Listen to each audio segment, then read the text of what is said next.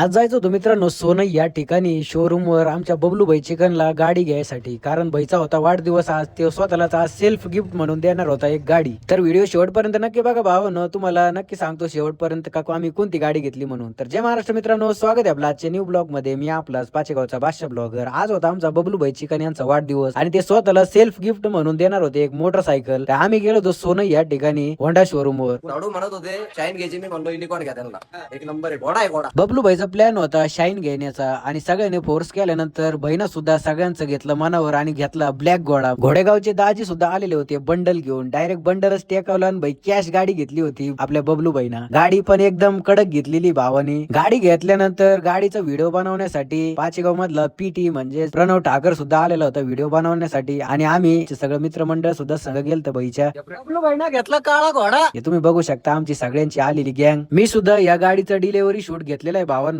Comment मध्ये ती ID टाकलेली भावांनो, ते तुम्ही जाऊन तिथं पाहू शकता. धन्यवाद भावांनो, भेटू आता उद्याच्या ब्लॉग मध्ये.